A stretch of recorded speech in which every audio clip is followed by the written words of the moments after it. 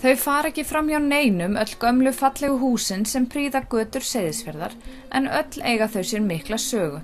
Í hjarta bæjarins við Suðurgötu 8 stendur einmitt eitt slíkt en það var upphaflega byggt sem sjúkrahús og var í notkun framundir lok 20. aldarinnar. Það hefur nú gengið í endurnýjun lífdaga sem farfuglaheimilið Hafaldan en Haföldunni tilheyrir einnig annað farfuglaheimili rétt fyrir utan bæinn. Við hittum fyrir þær Benediktu framkvæmdastýru og Þóru Bergný eiganda Haföldunar sem fræddi okkur nánar starfsemina. Hafaldan hostel eru 2 hús.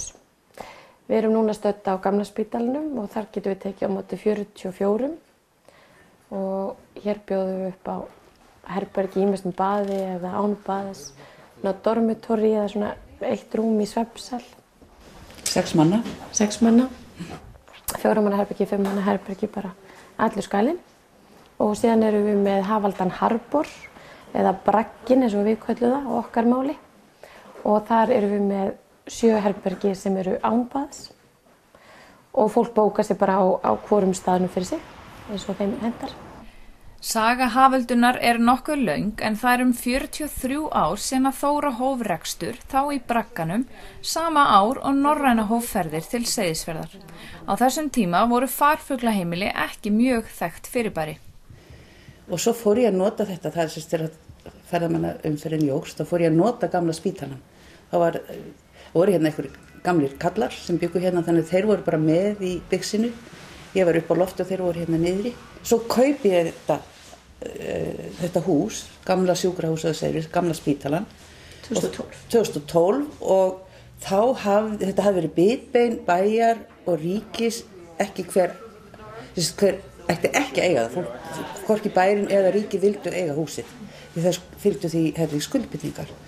Sú saga endaði með því að ríki gaf með húsinu ákveðna peninga sem voru notaðir í að gera nýja glugga í það og ég tek við því ástandi og held áfram og geri það því sem það í dag með miklum breytingum, tilfæringum og skemmtilegum kostnaði. Þóra segir að ýmislegt hafi þurft að gera fyrir húsið til að mynda hafi það allt verið asbestklættað innan og þá klæðningu hafi þurft að losna við. Einnig hafi þurft að færa húsið að ákveðnu leyti til upprunalegs horfs en leið gera það að nútímalegum gististað. Við breyttum 2 stærstu sjúkrastofunum í annars vegar kvennastofun og karlastofun í borðstofu og eldhús. Og svo var sett vaskarinn og öll herbergi, það var búin til baðastaða og síðasta sem við gerðum var að grafa út kjallarann og búa þar til eins konar spa með gufubaði og sturtum og slíkt. Og þetta bara eiginlega komið í hótelstandard en farfuglaheimili. Þetta heimili fólks þegar kemur að byrja. Húsið byggt undir lok 19. aldarinnar og því orðið ansi samofið lífi Seyðfirðinga eins og Þóra útskýrir. Langafi minn var ráðsmaður hérna á spítalanum og svo afi minn og nú ég eins konar ráðsmaður eða umsjónar aðili allavega hana. Og þetta hús svo þrungið og fullt af sögu og tengist lífi allra Seyðfirðinga. Hérna náttúrulega fæddist fólk og dó.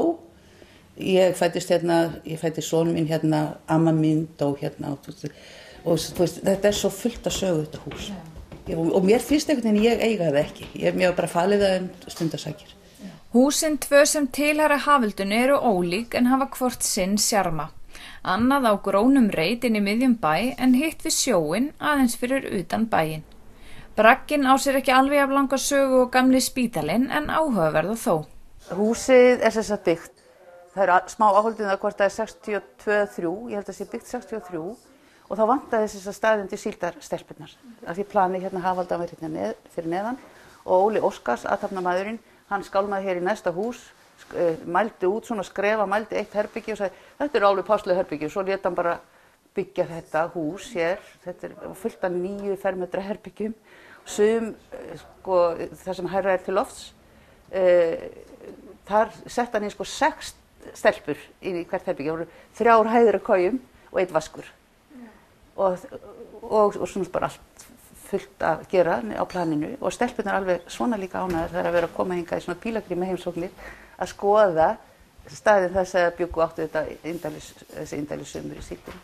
Og þetta þrekgrindar hús og þiljað innan með rússneskum birkikrossviði sem hann örugglega fengið í skiptum fyrir síld, hann Óli Óskars.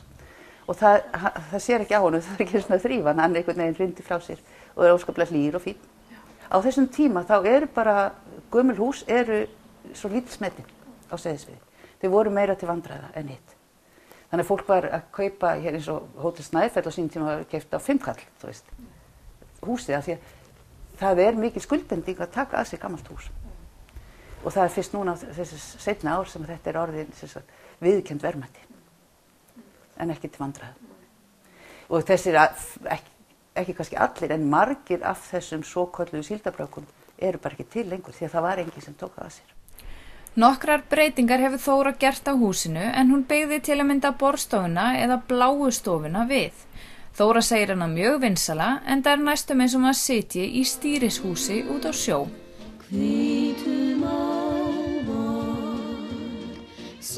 Seyðisfjörður er náttúrulega orðin bara áfangastæður og örugglega svona einn vinsælasta á Austurlandi. Þannig að ég held að Norræna hefur auðvitað sitt að segja og hér fyllist allt á miðvikudagskvöldum áður en að Norræna siglir á 50-dagsmorgni eða 50-dagshádegi.